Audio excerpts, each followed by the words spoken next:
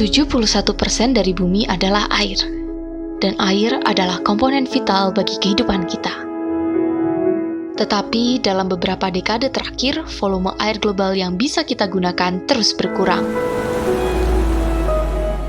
Lalu, bagaimana kita bisa membangun masa depan ketika kita kekurangan sumber daya yang paling berharga?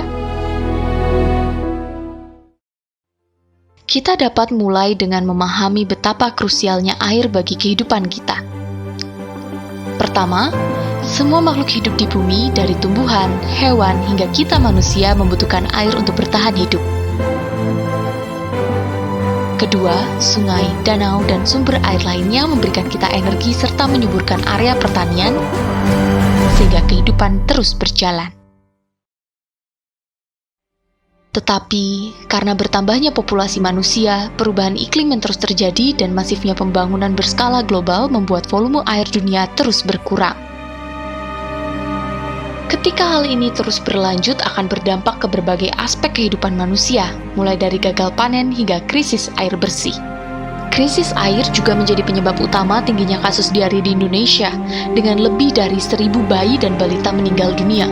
Menurut data WHO pada tahun 2019, 830.000 jiwa meninggal karena kekurangan air bersih. Bahkan diperkirakan pada tahun 2030 jumlahnya bertambah 2 kali lipat. Lalu, bagaimana kita bisa membangun masa depan ketika kita kekurangan sumber daya yang paling berharga?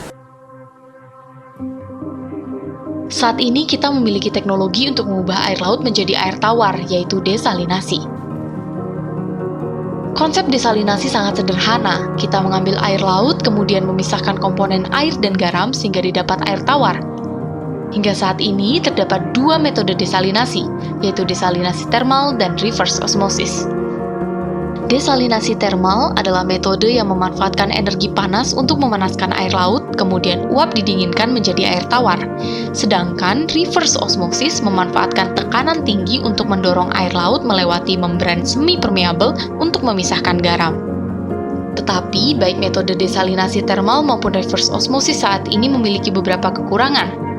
Pertama, energi yang digunakan mencapai 10 kali lipat penggunaan listrik per kapita di Indonesia. Kedua, harga yang dibutuhkan untuk menghasilkan air tawar sangat tinggi. Ketiga, brine sebagai hasil sampingan desalinasi sangat mencemari lingkungan. Permasalahan ini perlu dibenahi. Solusi kami adalah menggabungkan energi yang ramah lingkungan, teknologi, dan grafin untuk sistem desalinasi Freshwater Hero. Cara kerja Freshwater Hero diawali dengan memompa air laut untuk masuk ke tahap pre-filter sebagai penyaring kotoran dan partikel besar seperti pasir. Kemudian, air disalurkan ke reservoir setinggi 20 meter sebagai tempat penampungan sementara. Lalu, dengan memanfaatkan gaya gravitasi, air disalurkan ke nanoporous grafin untuk memisahkan molekul air dan garam. Nanoporous grafin memiliki sifat permeabilitas yang tinggi, ditambah dengan bantuan gaya gravitasi akan mengurangi tekanan yang diperlukan untuk memisahkan molekul air dan garam, sehingga energi yang digunakan menjadi semakin efisien. Selanjutnya, air tawar akan melalui proses real-time monitoring. Untuk mengetahui kualitas air menggunakan bioelectrochemical system guna mendeteksi pH air, salinitas, hingga kandungan bakteri. Tahapan terakhir pada Freshwater Hero adalah post-treatment. Tahapan ini dilakukan untuk meningkatkan kualitas air berdasarkan hasil monitoring di tahap sebelumnya. Setelah dilakukan post-treatment, air tawar telah siap untuk dikonsumsi. Dengan bantuan komputer dan machine learning, sistem ini akan berjalan otomatis mulai dari memompa air laut, pengawasan dan pengecekan, sampai menjadi air siap pakai. Sinar matahari, angin, dan gravitasi akan menjadi sumber energi utama untuk menggerakkan sistem ini sehingga jejak karbon yang dihasilkan akan mencapai 0%. Nantinya, air tawar hasil proses Freshwater Hero akan langsung disalurkan ke masyarakat sekitar agar bisa digunakan untuk kehidupan sehari-hari. Diperkirakan Freshwater Hero memiliki efisiensi 40% lebih baik dari sistem desalinasi konvensional. Ditambah Freshwater Hero menghasilkan 0% emisi karbon. Brine sebagai hasil sampingan juga dimanfaatkan kembali, seperti artificial salt farming system untuk menghasilkan garam yang bernilai ekonomis.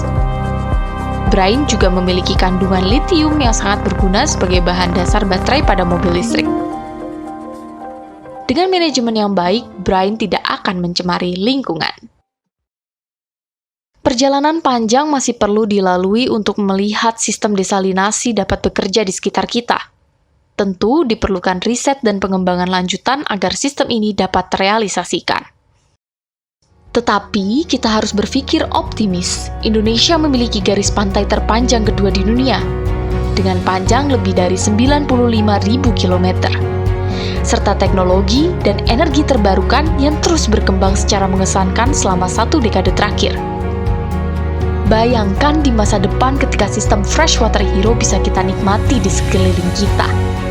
Tidak hanya satu tempat, tetapi ada di sepanjang garis pantai Indonesia dan mampu memenuhi kebutuhan air Indonesia. Petani bisa mengairi sawah-sawah mereka, kita dapat memenuhi kebutuhan air minum harian, mendorong pertumbuhan ekonomi, dan menekan angka kematian akibat kurangnya akses terhadap air bersih. Bahkan di masa depan, terpenuhinya kebutuhan air akan membuat kota-kota kita lebih berkembang dengan dinding dan atap yang lebih hijau, di mana hal ini akan melindungi kota dan jutaan orang di dalamnya dari perubahan iklim. Dan tentunya, Freshwater Hero menjadi sumber air bersih yang berkelanjutan untuk kehidupan kini dan nanti.